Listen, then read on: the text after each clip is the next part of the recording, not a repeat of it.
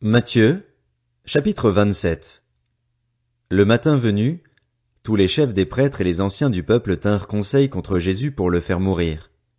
Après l'avoir attaché, ils l'emmenèrent et le livrèrent à Ponce Pilate, le gouverneur. Alors Judas, celui qui l'avait trahi, voyant qu'il était condamné, fut pris de remords et rapporta les 30 pièces d'argent aux chefs des prêtres et aux anciens en disant « J'ai péché en faisant arrêter un innocent. » Ils répondirent « En quoi cela nous concerne-t-il?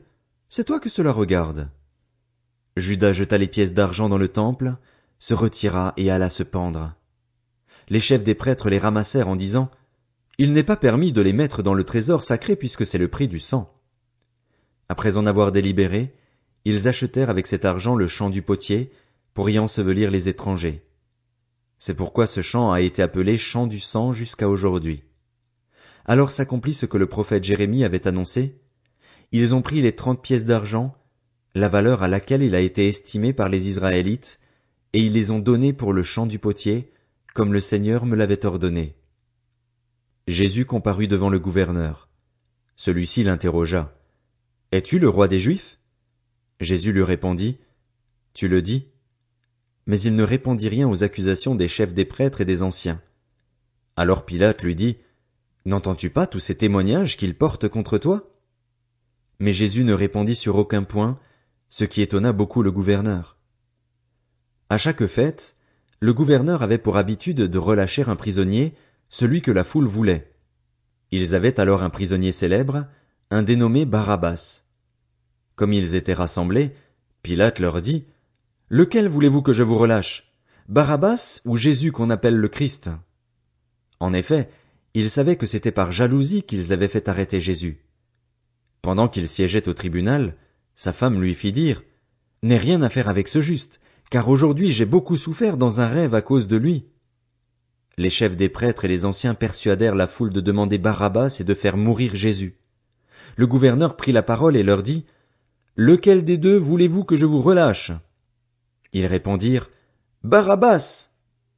Pilate répliqua « Que ferai-je donc de Jésus qu'on appelle le Christ ?» Tous répondirent « Qu'il soit crucifié !» Mais quel mal a-t-il fait? Dit le gouverneur. Ils crièrent encore plus fort « Qu'il soit crucifié !» Voyant qu'ils ne gagnaient rien, mais que le tumulte augmentait, Pilate prit de l'eau, se lava les mains en présence de la foule et dit « Je suis innocent du sang de ce juste, c'est vous que cela regarde. » Et tout le peuple répondit « Que son sang retombe sur nous et sur nos enfants. » Alors Pilate leur relâcha Barabbas, et, après avoir fait fouetter Jésus, il le livra à la crucifixion. Les soldats du gouverneur conduisirent Jésus dans le prétoire et rassemblèrent toute la troupe autour de lui. Ils lui enlevèrent ses vêtements et lui mirent un manteau écarlate. Ils tressèrent une couronne d'épines qu'ils posèrent sur sa tête, et ils lui mirent un roseau dans la main droite.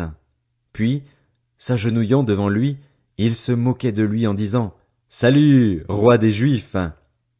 Ils crachaient sur lui, prenaient le roseau et le frappaient sur la tête. Après s'être ainsi moqués de lui, ils lui enlevèrent le manteau, lui remirent ses vêtements et l'emmenèrent pour le crucifier. Lorsqu'ils sortirent, ils rencontrèrent un homme de Cyrène appelé Simon et le forcèrent à porter la croix de Jésus. Arrivés à un endroit appelé Golgotha, ce qui signifie lieu du crâne, ils lui donnèrent à boire du vinaigre mêlé de fiel. Mais quand il l'eut goûté, il ne voulut pas boire.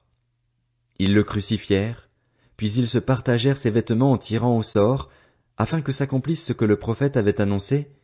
Ils se sont partagés mes vêtements et ils ont tiré au sort mon habit. Puis ils s'assirent et le gardèrent.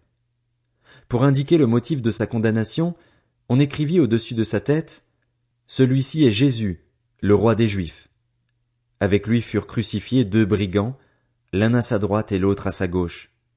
Les passants l'insultaient et secouaient la tête en disant « Toi qui détruis le temple et qui le reconstruis en 3 jours, sauve-toi toi-même. Si tu es le Fils de Dieu, descends de la croix. » Et les chefs des prêtres, avec les spécialistes de la loi et les anciens, se moquaient aussi de lui et disaient « Il en a sauvé d'autres et il ne peut pas se sauver lui-même. S'il est roi d'Israël, qu'il descende maintenant de la croix et nous croirons en lui. Il s'est confié en Dieu, que Dieu le délivre maintenant, s'il l'aime. En effet, il a dit, « Je suis le Fils de Dieu. » Les brigands crucifiés avec lui l'insultaient eux aussi de la même manière. De midi jusqu'à 3 heures de l'après-midi, il y eut des ténèbres sur tout le pays. Vers 3 heures de l'après-midi, Jésus s'écria d'une voix forte. Élie, Élie, lama sabachthani? C'est-à-dire, mon Dieu, pourquoi m'as-tu abandonné? Quelques-uns de ceux qui étaient là, après l'avoir entendu, disaient, il appelle Élie. Aussitôt l'un d'eux courut prendre une éponge qu'il imbiba de vinaigre. Il la fixa à un roseau et lui donna à boire. Mais les autres disaient, laisse donc, voyons si Élie viendra le sauver. Jésus poussa de nouveau un grand cri et rendit l'esprit. Et voici que le voile du temple se déchira en deux depuis le haut jusqu'en bas, la terre trembla, les rochers se fendirent, les tombeaux s'ouvrirent et les corps de plusieurs saints qui étaient morts ressuscitèrent. Étant sortis des tombes, ils entrèrent dans la ville sainte après la résurrection de Jésus et apparurent à un grand nombre de personnes.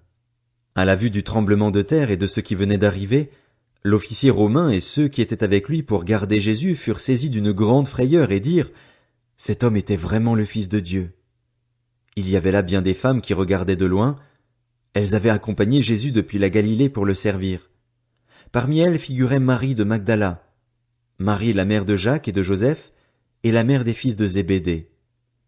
Le soir venu arriva un homme riche d'Arimathée, du nom de Joseph, qui lui aussi était un disciple de Jésus. Il alla trouver Pilate et demanda le corps de Jésus. Alors Pilate ordonna de le lui remettre. Joseph prit le corps, l'enveloppa dans un drap de lin pur et le déposa dans un tombeau neuf qu'il s'était fait creuser dans la roche. Puis il roula une grande pierre à l'entrée du tombeau et s'en alla. Marie de Magdala et l'autre Marie étaient là, assises vis-à-vis du tombeau.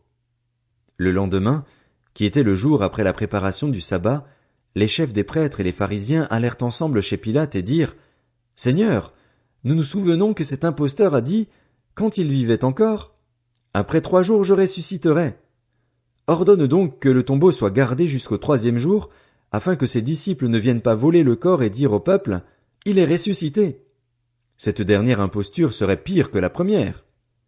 Pilate leur dit « Vous avez une garde. Allez-y, gardez-le comme vous le souhaitez. » Ils s'en allèrent et firent surveiller le tombeau par la garde après avoir scellé la pierre.